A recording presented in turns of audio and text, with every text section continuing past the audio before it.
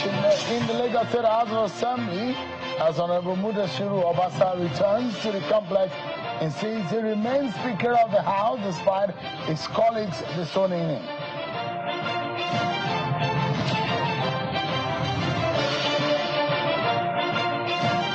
And we're still with Mr. Valentine Ozigbo, former PDP governorship candidate in Anambra State and right-hand man of Peter Obi, who recently dumped the Labour Party.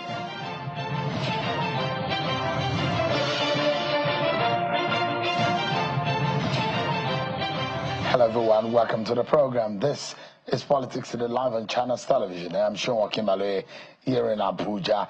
Tonight our attention is on Lagos, and of course Anambra State also will get our attention. So much to talk about tonight on the program. First and foremost, you know what went down today in Lagos as we saw the return of Mr.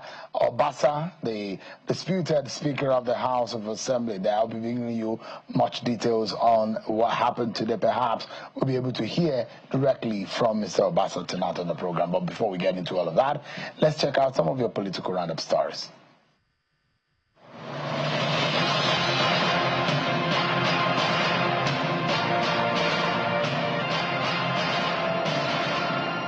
Yaga Africa, one of Nigeria's leading civil society organizations on election matters, is raising serious doubt about the accuracy of the number of voters in Nigeria's voter register as it launches its report on reasons behind low voter turnout in the country. According to the report, the number of registered voters, which has consistently been used to measure the percentage of voter turnout, may not be correct, as there are a number of registrants who are non-existing. As a solution, the report is recommending an urgent need for an audit of the country's voter register, improve voter education and mobilization strategies, and combat misinformation and negative campaigns. We need to do three things. One, we need to audit the voters register to remove duplications, to remove unqualified persons who are on the voters register, to also remove dead persons. The Ogun State Governor, Dr. Abiodun, has sought the cooperation and understanding of the 18 registered political parties towards delivering good governance and democratic values for socio-economic growth and development. He made the call in Abeokuta, the state capital, during the unveiling of the State Secretariat of the Inter-Party Advisory Council in the state capital. The governor, represented by the State Commissioner of Local Government and Chieftaincy Affairs, also called for utmost sense of responsibility among residents of the state. 250,000 retirees under the federal government are to receive a total of 388 billion naira as backlog of pension increments since 2007. The Director General of the Pension Commission, Omolola Oluwaran, who disclosed this during a press briefing in Abuja, says the fund is part of the 758 billion naira bond recently approved by the Federal Executive Council of President Bola Tinubu. She also disclosed that the sum of 107 billion naira of the bond will be used as pension protection fund targeted at low-income earners.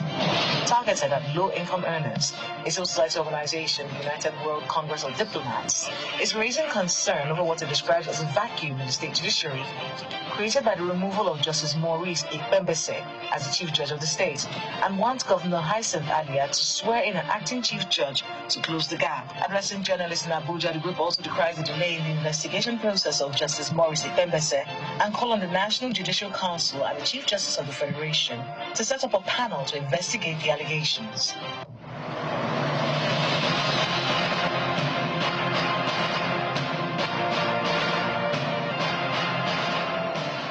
Thank you so much, everyone, and there you have it. You've been served with your political roundup story. So let's begin tonight. It's been weeks of protracted speakership tussle in Lagos State in the State Assembly, which has unsettled the calm that the legislative arm of government may have seen. But members of the State Assembly weeks ago sought to remove one of their own, Mudashiru Obasa, who was then the Speaker. And today, Mr. Obasa showed up at the Assembly complex. Mr. Obasa was chaperoned by a retinue of armed, stern-looking uniformed security operatives as he walked into the hollow chambers, which is not being publicly seen since his removal as Lagos Speaker on the 13th of January 2025. Well, on the outside of the complex and the perimeters of the complex of the Lagos State Assembly, in a show of solidarity, his supporters gathered at the entrance gate of the Assembly, chanting and cheering on the lawmaker who represents Agege Constituency 1, in the 40-member House. He's back now and is insisting that he remains the Speaker. Let me allow you to listen to some of what his supporters said when they came to the Assembly complex.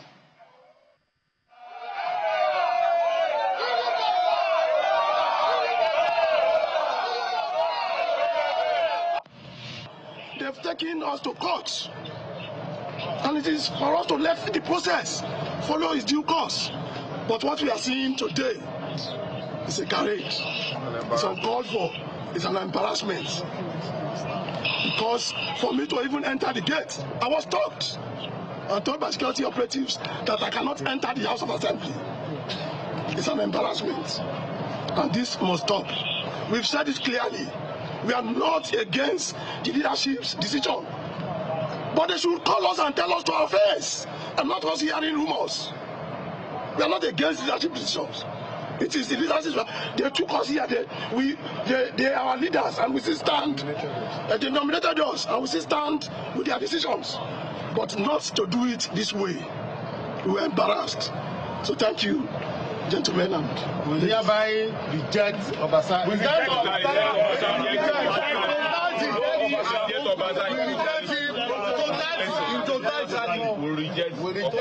Let's go back. Those are the voices of some of the State Assembly lawmakers in Lagos State when they saw their colleague and the former speaker. Well, according to them, they said they've removed Obasa insists he's not been removed, he remains speaker. But Mr. Obasa was also speaking earlier today, but he joins us live now on the program. Honorable Mudashiru Obasa. Honorable Speaker, thank you so much indeed for joining us tonight on Politics Today on Channel Television. Yeah, thank you. Good evening. Good evening. It's interesting. You showed up today. Your colleague said they've removed you. You are no longer the speaker. And from what we understand, that you forced your way into the office of the speaker. Why did that happen? First, if I hear you clearly, first. Yeah, because Honorable Miranda has been in that office. But from what we gathered, that you had your way and you moved into the speaker's office against. You just said forced. Paused. Did you force your way? Did you force your way, Honorable Obasa? I'm surprised and I'm wondering, how did you come about the word forced? Is it possible to force yourself into an institution of so many people and security personnel? So how do you achieve that? Is it possible? So how did you get your way? Because as soon as you were removed by your colleagues, Honorable Miranda moved in. Yeah, I've always said this, that I've never been removed from office. And I'm not against removal. But if you are going to do that, you must follow, the rules of the House. It is constitutional to impeach and remove. It's very constitutional since we practice constitutional democracy. So then you have to follow the dictation of the Constitution. You can't just, wake up one day and say, okay, we are removing the governor without following, the steps, as stated by the Constitution. It is the same thing. Is applicable to the office of the speaker, to the presiding officer of House of Assembly. Nobody is saying no to removal, but you must do it in a right way. According to our rules in the Southwest, not just Lagos State House of Assembly rules, the Southwest, in the whole of Southwest, all the houses of assembly in Southwest, we all adopted the same rules. So what is applicable in Lagos is also same in Ogun, Osun, Ekiti, and all of them. So why do you want, if we are lawmakers, how can we also disregard the laws we made by ourselves? So what would you say is the right way to removing a speaker? You're one of the most experienced speakers in the present dispensation. So in your own view, based on your rules of the standing rules of the House of Assembly, what are the rules? Okay, the first thing, we were on recess. We all moved motion. A motion was moved to adjourn the 18th of February by the majority leaders and were seconded. So I went on official trip to Congress in United States of America. The second trip was to be in Canada for a program organized for some members of the House. So we adjourned properly. So when you are going to reconvene, it has to go through the majority leader, the clerk, and the speaker. And according to the rules of the House, it is only the speaker that can reconvene. So if you have not done that, it doesn't matter what's, the forgery, you are trying to perpetrate. It doesn't matter. It's all about what we have on ground. If I may ask you quickly, in that sense, the office of the speaker in most of parliament around the world is a privilege. It's first amongst equal. You just need someone who will pilot the affairs and preside over. But the majority of your colleagues are saying they do not want you. How else would you accept your removal? I'm not against that. It is not enough. When I was brought in as a speaker, majority, the whole House supported me. When I came in as the speaker since 2020, what do we call it? 2023. In June 2023, the whole House supported my nomination and I became the speaker. So there is nothing wrong if the whole House so decide to say otherwise. But they followed a process, to elect me to become the speaker. So if they want to do otherwise, let them follow the same process now. How can you, how can you break into an office, you break into the base house and you did something overnight, you brought police into the House of Assembly, you block my house in GRA with RRS vehicle, with police, my house in Agege was invaded by the police. But in this sense now, we understand that this case has gone to court. Are you challenging your removal in the court? Well, we have a case standing in the court. It has nothing to do about removal. What is the case about? Well, I'm a lawyer, but I'm not a practicing one, so we'll consult the lawyers. Okay, let me ask you quickly. Are you of the feeling, do you have a feeling that maybe your removal by your colleagues is political in some way? Who do you think is behind your removal? Oh, no, I don't want to read into all this. It doesn't matter. But I always respect my colleagues. They've been wonderful. They've been supportive, very dedicated, very loyal. I'll keep on saying this. We've been together for how many years? I've been speaker since 2015, and I couldn't have done everything alone without their support. So when something goes wrong now, then there's a misunderstanding somewhere, and the most important thing is to come together and resolve it. So I continue to respect them, all of them, including Miranda. They've been, they've been my people always, so I have nothing against them. And I don't have intention of, harassing anybody, victimizing. No. That is out of the issue. But I'll keep on respecting. Why does it then look like there is some kind of favoritism going on here? Because today there are reports that Honorable Miranda's security aides have been withdrawn. Your security aides. Do you call that favoritism, my brother? What do you mean? When my own security personnel were removed, even when I was not around, without my knowledge, without my consent, did I complain? I did not complain now. And what we are saying, where there was a meeting that took place in Marina, where we have in attendance all the party leaders, and openly, and all the members, openly Miranda himself made a statement that she has stepped down and she has resigned. So when you resign from an office, paraphernalia of office will be taken away now. So what are you saying? So have you resigned too? Because we understand that part of the deal is for you to also resign. Let them bring the letter, and if I've resigned, will I be here?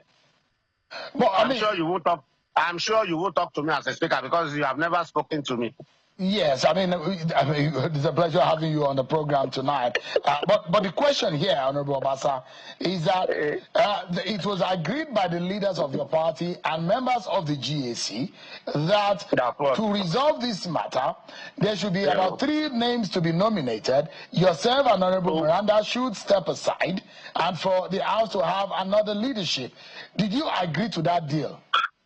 Well, if I have agreed, I won't be here today now. And I'm not aware if names have been submitted. I'm sure it won't be submitted to me. So I won't have privilege of saying the names being submitted. Honorable, have you heard some of the allegations against you? They say you have been accused of high-handedness, fraud, misappropriation. Are you able to face some of these allegations when they come up, perhaps with committees on privilege on issues related to the reasons why they remove you from office? They should have done this before now. Now that should have come forth. So you don't put the cart before the horse, you know.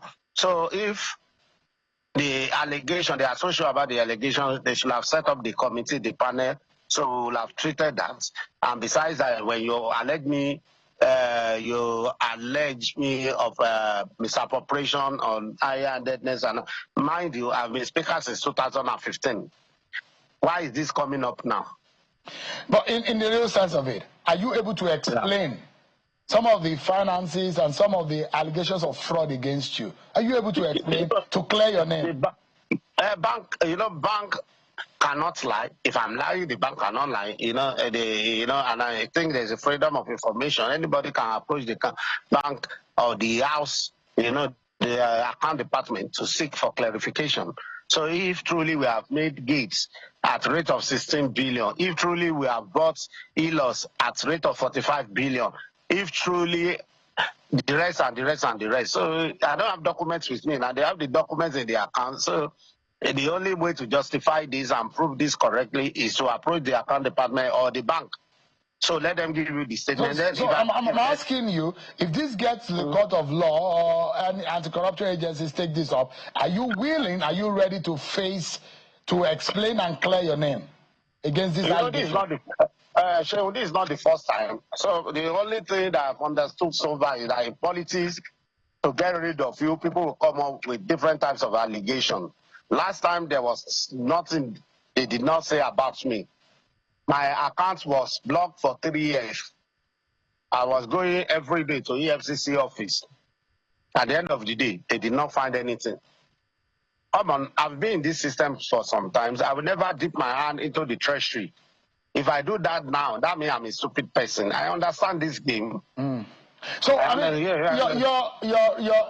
are those who are in your party who think that ambition was your problem, that you had a problem of ambition, that you wanted to be governor of Lagos State, and you disrespected the governor.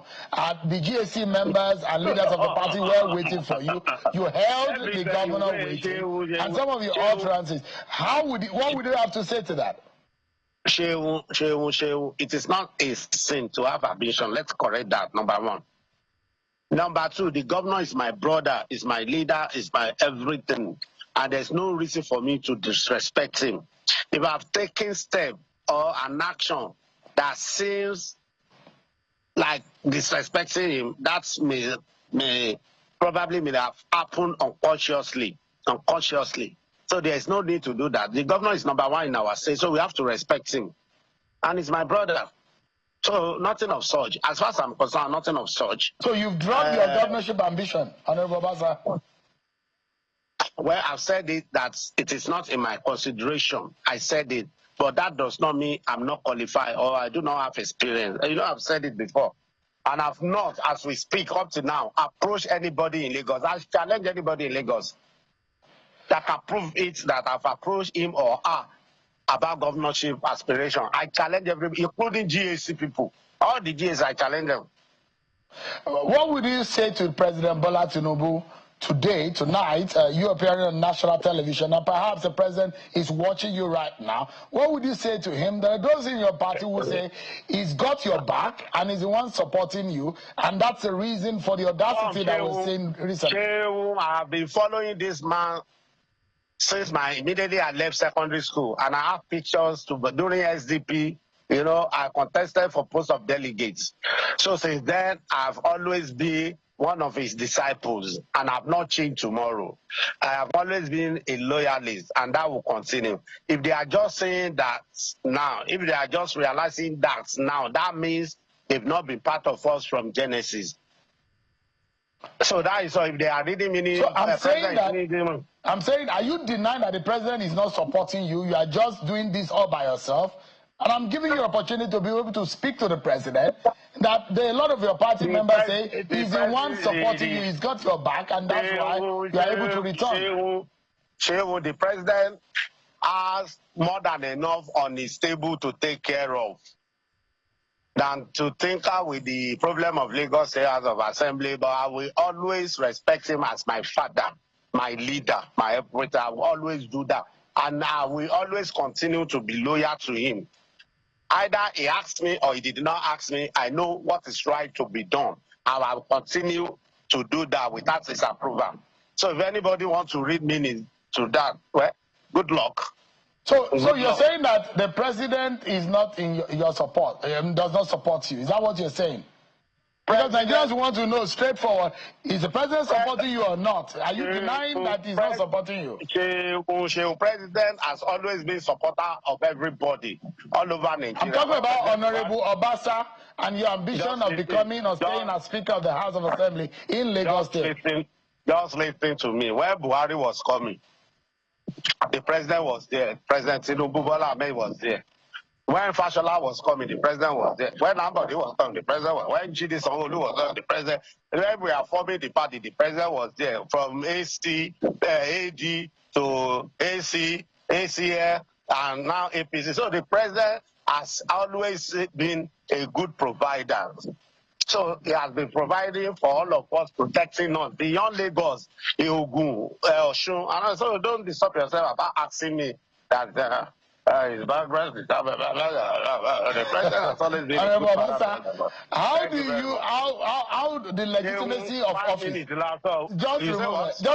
Just a moment before you go.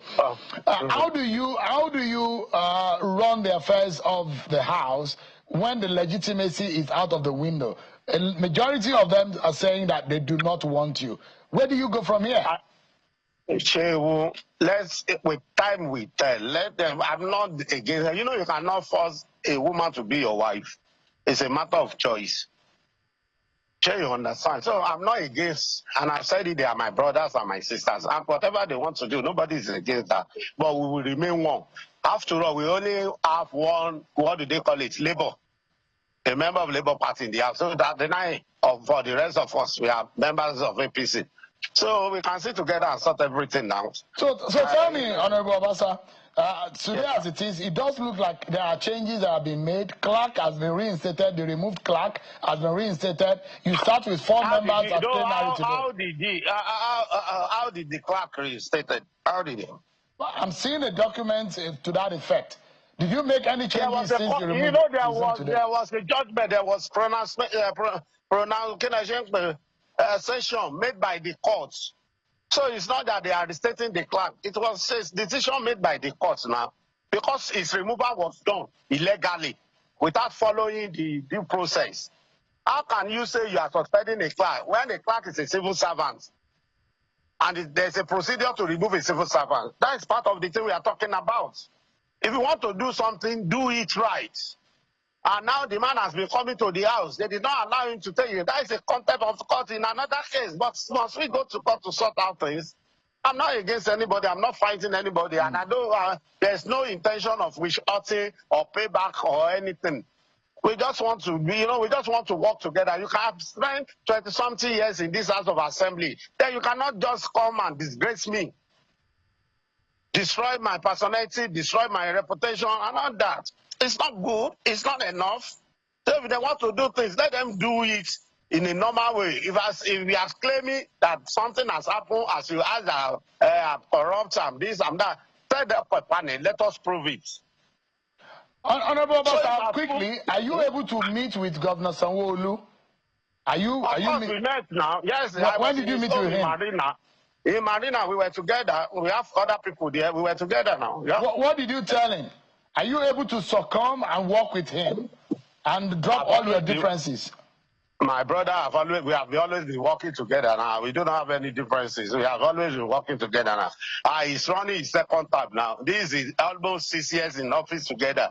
So we only have almost 2 years left. So what are you saying that if you can work together? We'll be working together. So are you worried that any member of the Lagos State Executive wanted you out and they were behind your removal?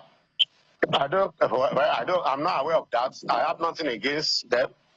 You know, we will be working together. So why should I worry my head about people interested in removing me or otherwise? It's not Obasa's chieftaincy title now. Honorable Obasa, I mean, the implication of you coming back to your office today. What implication? The implication, there are chaos, there are possible chaos. Political chaos. There won't be chaos. How do you handle it? There's no chaos. At least I'm in the office. I'm still in the office now. We have so many people here. We have other members here with us. So what is going to cause chaos? What will bring about the chaos? How do you bring, if you insist, because it does look like you have the backing of the highest political powers in your party. How many times do you want to ask the same question in different form? Why are you interested? Honorable Mudashiru Obasa, the speaker of the Lagos State House of Assembly. You are in the dark. It's difficult to see your face, but thank you so much for speaking. Who is behind? Honorable, can you hear me? Yeah, I can hear you. I said the Lord is behind me. I'm a child of God, so the God is behind me always. So there's Are you a Muslim or a Christian? I'm a Muslim. Oh, Mudashiru. Okay, I imagine that when you say you're a child of God, because I only think that the Christians are the ones who profess being children of God. I have a child of Allah. That's what all right then. Honorable, I'm hoping that you'll be able to tell your supporters to keep calm, because I know Agege people are not politically easy like that. They're very resolute. I beg your pardon. I beg your pardon, my friends. Don't go there. You know, my people from Agege are cultured, civilized, modern, educated. I said they're politically resolute. I don't. Of course, resolute. Yeah. Of course, or they will go and check the last election and look at the numbers we delivered. So they have right to be that. So I will continue to, to do that in every election. Go and check the numbers after the election. So you see how they are resolute, how resolute they are. And they will continue to be resolute to deliver for APC. Honorable Mudashiru Obasa, thank you so much indeed. Yes. And I wish you the very best. Sir. Thank you so much. Thank you, my brother. Do take care. You too. All right then, Honorable Mudashiru Obasa there. So let me take you to Anambra State. The news of Mr. Valentine Ozigbo's exit from Labour Party caused some stir within the political rank and file in the Labour Party in Anambra State and nationally. And when he announced his exit from the Labour Party, there are those who kicked against it and those who are wondering what exactly does the future hold.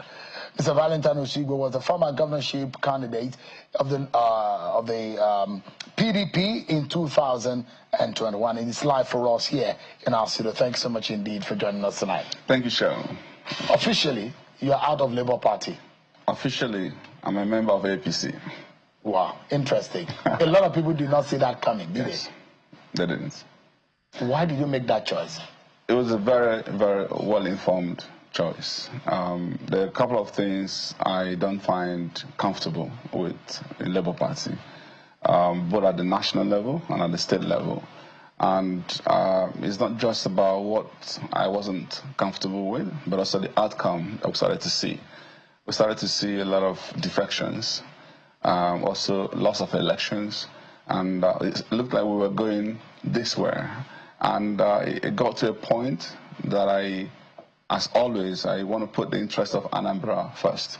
And in that regard, the real question became, what is the future of Labour Party like? I didn't see a clear, bright future. As a matter of fact, even the national leader, Peter Obi himself, is in, of course, discussions. Everybody's aware of that. There are discussions around coalition. And so if eventually we are seeing almost likely the death of Labour Party, then it wouldn't be the nice and wonderful platform to prosecute the ambition we have, not just for personal reason, but because, like I said before, I want to always prioritize a number of people.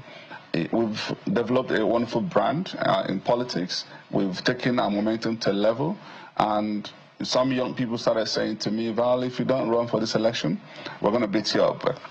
That could be a joke, but that's a signal of what was important. Now, so the real question became, if it's not Labour Party, where do we go from here? And like I say, even when I talk to a lot of my colleagues then in Labour Party, everybody, including those elected, are already comfortable and maybe very small are going to defect. So if it's not going to be Labour Party, and what some of these things I have put out publicly, the convention that took place at Newe was flawed, the Congress in Anambra was flawed, the processes, the internal democracy wasn't there, and you can't even be guaranteed a fair play in what Labour Party was doing. And like I said, the outcome was very telling. Look at the performance in Imo State, look at Edo State, look at Bayelsa, look at Ondo. So why would anybody who is serious-minded actually want to use that platform to run for an election? So things are falling apart. Oh yeah, of course it's obvious. I'm sure you know that. So the real question for me was, where do we go from here? Move to which other party? PDP? Similar issues also taking place in those places, both at the state level and national level. What about APGA? That's where the incumbent, that's where your friend is. So APGA wasn't an option. Soludo is there, he's running for second terms, and we are intent on removing him because he's not doing well. And a number of people are excited about the performance, the insecurity, the arrogance, the touts, and all of that going on in Anambra State. And so, to be able to redeem Anambra and reclaim and redirect us, where do we go from here? And I've asked this question to a lot of people who are writing, indifferent or negative about this move. I simply end up with the same question. I'm asking you, Cheryl, if you're in Valentine's position, what would you do? And the answer, honestly, was either of two things. Run with APC or don't run at all. That's basically the option. Because any other option wouldn't make sense. You can't pick any party who is relatively unknown to be able to remove an incumbent. Where are you going to deploy the resources? I'm not one of those who have stolen money from government coffers. So I want to be deliberate and measured in every step I take. And I also want to say to you, it's not just a decision I just woke up. It took intense consultations, not just among the people in politics, also the people of God. How do we move Anambra forward? And I said to you, the only option really was APC, and particularly because we've seen the dexterity, the resoluteness, the fact there's a leader who can take full charge and redirect things properly. And Anambra is a very important state. It's a state dear to my heart, and we see Anambra as the headship of the Igbos, and there's need for us to actually redirect properly. If you truly want to make a change in Anambra State, why even delay further? Tapping and plugging to the grid is very important. And the kind of opposition politics I see in Nigeria is not helpful. I see a lot of leaders just showing selfishness and drawing parallel lines that will never come together. And so, if you do intense analysis, you will end up with the same conclusion that the best at this moment, at this point in time, is to actually take Anambra and work with the APC leadership and rebuild that party, rebuild the state, and move forward. Perhaps one of the things that got a lot of your followers and those who have been following, got them talking, is the fact that you have been on the side that heavily criticized the APC. And now seeing you abandoning or jumping ship and suddenly moving to the other side that you have heavily criticized, there are a lot of people who have said, so it's Valentine going to his vomit. Not really. I want you to understand this way. So here we are in Labour Party, hoping we could build a platform that Nigerians could be proud of. and suddenly realizing that the same party is not even better off than the party you were criticizing. So you say to yourself, if you're interested in rebuilding this country, what would you do? Disappear? Or wait until some oppositions become serious? Or actually go into that big party, big platform, and start the change within? What would you do? What I took is a very deliberate decision. And that's what I said to people. Valentine Ozigbo will always be Valentine Ozigbo. That same person you fell in love with, who you know his character, his competence, his capacity. And so when I go into APC, now that I'm in APC, what I have to do is to start the change within. By the way I would govern, for instance, by the suggestions I will make to Mr. President and what have you. And the idea is that we should be in a hurry to rebuild this country. And any moment we lose is lost forever. So I don't think that the best thing for me to do is wait until some opposition come together and become serious. No, you can actually internally start the rebuilding process. So that's of frustration and lack of choice that you chose the APC. Not only that, there is a bit of frustration, but there's also some pull factor. That pull factor is the point I'm making here. That, do you know what it means if suddenly we take APC, which is now the largest party, which is the party in power, if we actually make some contributions, add value to that party, and see that trajectory move forward? My belief in life is a culture of continuous improvement. That no matter what APC is doing today, there are areas of improvement. There are things we can improve in that party. I'm actually, by saying this, inviting other people of goodwill. Let's actually come together. We can actually get into APC and make it a much better party. Did you tell your friend Peter Obi maybe you want to join APC too? I told him a few things, not about coming to APC, but I would like to welcome him to APC someday if he so desires. But here is the point. I engaged everybody I needed to engage with, as much as I could remember, to say to them, here are the options. And I had a meeting with Peter Obi, and I said to him, I don't see me running for this election on the Labour Party. So I'm sorry, I'm going to take a decision soon. Yeah, the day I mentioned to him I'm leaving Labour Party, the next day I moved to APC because I had to go and visit the Labour Party. I said goodbye to them. And I told them to their face, here are the things that have happened I am not proud of. That even, we held a Congress in Anambra State, it was a charade. The process was totally flawed. And some people just come together and just the same things we thought we were better than, criticizing other parties for. It became clear, and like I said yesterday on national TV, that Labour Party was almost becoming worse than the two of APC and PDP combined.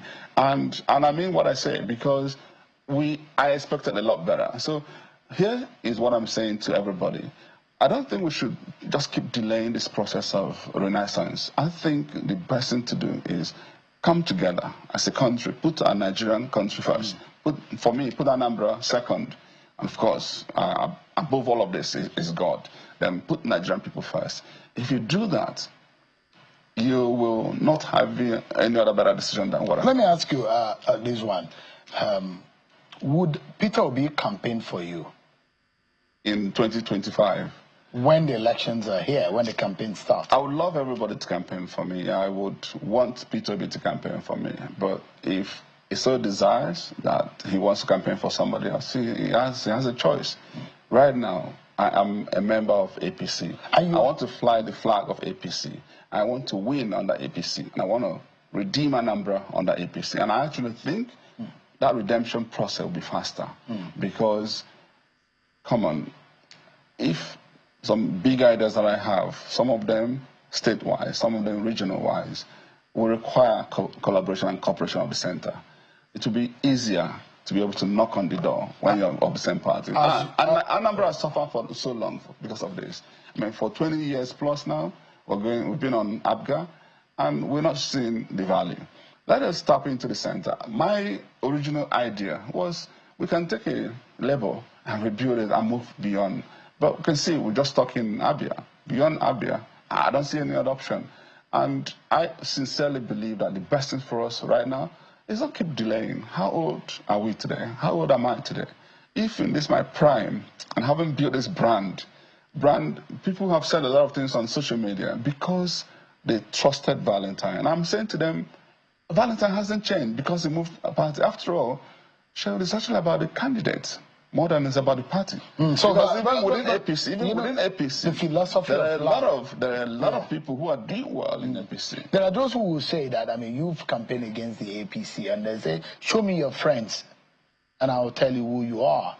You've been in the company of people whom you were comfortable with, whom you will say, these are the kind of character that I want to be identified with. You've preached against the characters in the APC, and that's perhaps the reasons why those who were those who were very critical of you, saying that something must have changed in you, and which you have explained anyway. Guess what, Cheryl? Yeah. You know, sometimes we also sit on the other side and pontificate. Here was I also, some of us, thinking that we were better. This is the point I'm making. Cheryl, you know me. You can actually be on that side and think we're better. But the dynamism of this world, it gets to a point you actually start asking yourself, come on, are you really sure you're even better? The truth of the matter is that I haven't even become candidate of APC. I've just been a few days into APC. But I'm getting some vibes that are even better than what I've enjoyed in the Labour Party that I helped to build. That's the point I'm making. Is sometimes the pasture is greener on the other on the other side. But here is the point. At the end of the day, it's not what people are or who they are, is what they do that can condemn. My principle in life is, if I can redirect the behavior, improve on the character of some people for greater impact, better start doing it now rather than tomorrow. All right, let's pause for a moment. We'll take a break. From obedient movement to the valiant movement. Will that movement that Valentine Ozigbo is dumping be of benefit to him in the valiant movement? How valiant will this new movement be in the face of the contest for the APC ticket? We'll be right back after this break, everyone. Our conversation with Valentine Ozigbo continues. Thank you so much, everyone, for staying with us. We've been having a conversation with Valentine Ozigbo, who recently dumped the Labour Party and has moved now to the APC. Thank you so much indeed, Mr. Ozigbo. Thank you. There are those who will say, as you were looking out, some other people were looking in. The likes of Mohalo moved into the Labour Party, left the APC, and he said a lot of things about the APC and how the party is not competent enough as a platform for him to ride on. And you do not see any good in the Labour Party as a tool for you or as a platform for you to run on. And there are those who will say that's your judgment is flawed on that basis. Mohalo, who is one of the founding fathers of the APC, who dumped the APC and moved to the Labour Party, who sees the performance of Labour Party in the presidential election for Peter Obi, and he thinks that that possibility is there to be able to harvest those kind of votes. I know Mogalo is an elder compared to me. Otherwise, I would have said to him what a child sees. Standing up, elders. What an elder sees sitting down, a child can't even see standing up. So that's his choice, and I believe it won't be long before he comes to the same conclusion with me. And I wish Labour Party well. I'm not here really to demarket the Labour Party, but I'm saying so you think Mohalo is in there? I'm saying to you and to everyone, I personally don't see a future in Labour Party. That's my judgment, and I'm happy to live with it. And I would love to be proven wrong. So if he finds comfort, and so be it. How do you defend then those who say you have a character of use and dump? You saw the PDP, used it, dump it. use the Labour Party, use the dumping, you're moving to the APC now? Actually, it's a very wrong way to characterize this. It's rather about somebody who is insistent on right process and due process. It will be that we are also talking about left NPP to ABGA to PDP to Labour Party, and I can almost guarantee that if he wishes to run for election, it's not going to be under Labour Party. I can almost guarantee that. Really?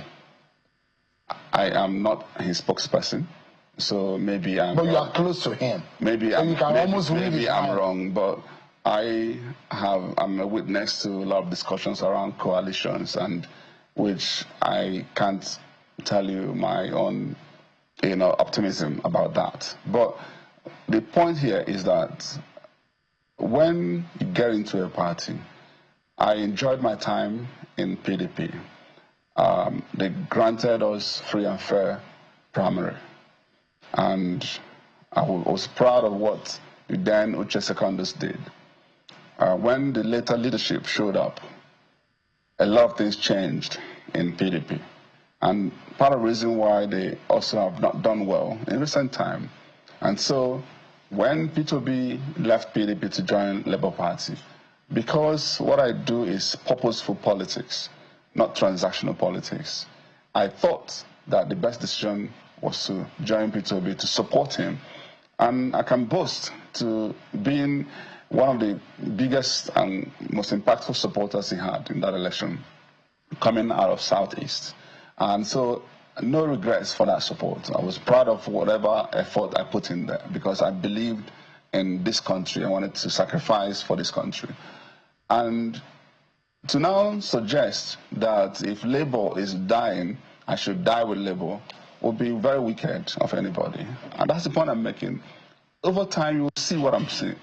If you haven't seen it now. In fact, if you're a politician, if you're a savvy politician, you would have noticed by now.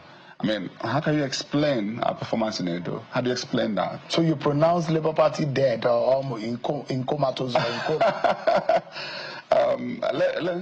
You're sometimes like to get some words out of somebody's mouth. You're not going to get from me. I've said enough about Labour Party. All right, I'm not here to debate Labour Party. Let me ask you about the obedient movement. Yes. That did a lot for Labour Party and Peter Obi in Anambra State. It was a clear sweep for Peter Obi. Are you worried that now you have the Valiant movement, and I imagine that obedient from Peter Obi, now Valiant from Val, am I right? That's a similarity, yeah. So, Valiant in what sense? Okay, so I'm happy when you spoke about my shift. You said from Labour Party to APC, but you didn't say from obedient to Valiant, because the two are actually not mutually exclusive. You can be obedient and valiant at the same time.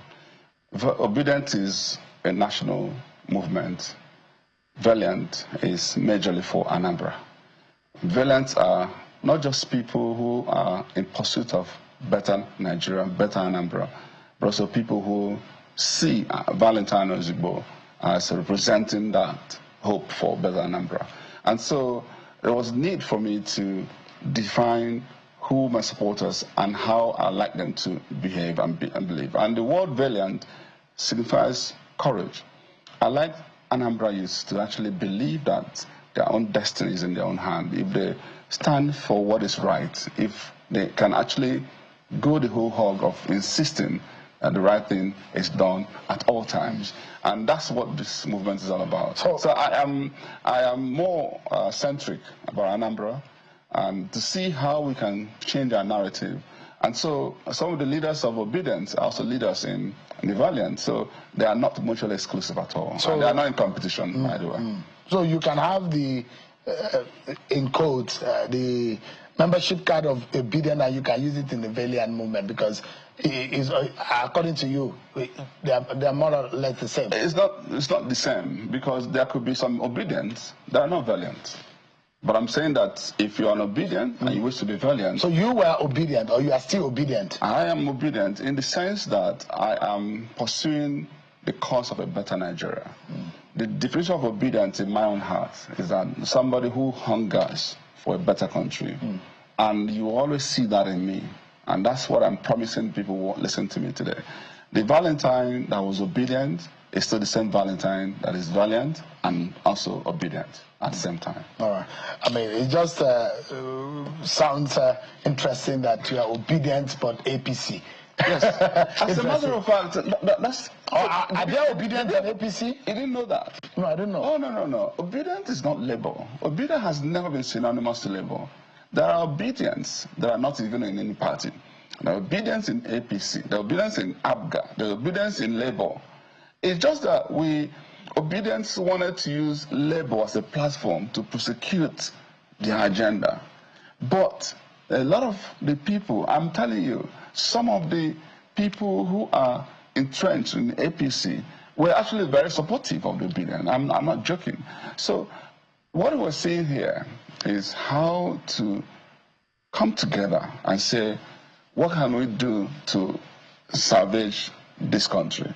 And if it requires that Valiant now has to support centrally APC, so be it. The whole idea, the mission remains the same: a better Anambra, better Nigeria. Let me ask, are you able to harvest the obedient votes, which was massive in the presidential election for Peter Obi? As a matter of fact, Obedience have actually endorsed Valentine Ozigbo for 2025 election already. Even without a platform yet. And it was, agnostic of platform. In fact, the message was to Labour Party: if you know what is good for you, give Valentine Ozigbo ticket. However, if you fail to do so, any platform he runs, we will back him up. That has been the agenda. So whether some of the people there will keep to this commitment is a different matter. And that is why, because we also see cases of some people who may be obedient saying, no, we must support Labour, there was a need to have a valiant movement that is centric to Valentine's cause and whichever party he runs under. So, and there are names in the APC that you'll be contending with for the ticket.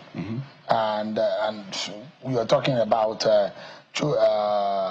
Chukwuma Emeoji, talk about Professor Okonkwo, talk about John Bosco Obina, Paul Chukwuma, Nicholas Ukachukwu. These are heavyweights in their own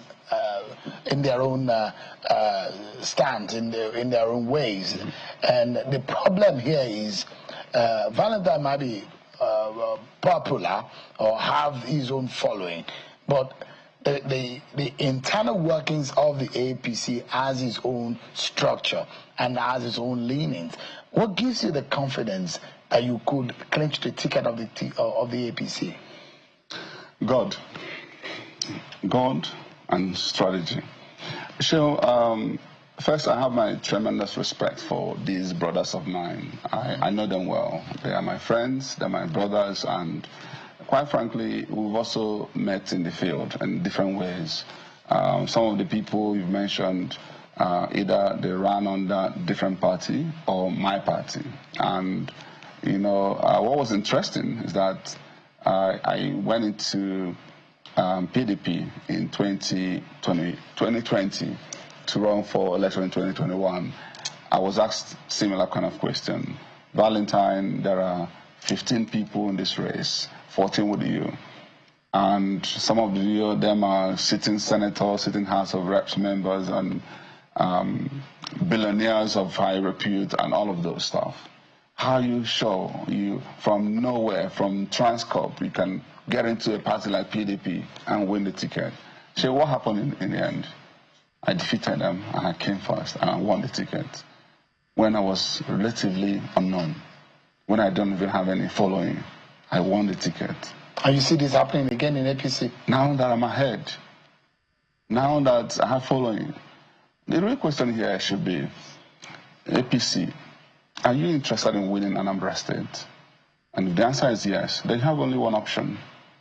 Just do whatever you have to do to field Valentine. Otherwise, you can be a candidate. And another story. All right. APC has fielded candidates upon candidates. But I am a candidate with a difference. I'm coming to add value. And that's why you're also having me here. So many other people joined APC to run for governorship. Did you know about it unless they showed up and called you to interview them?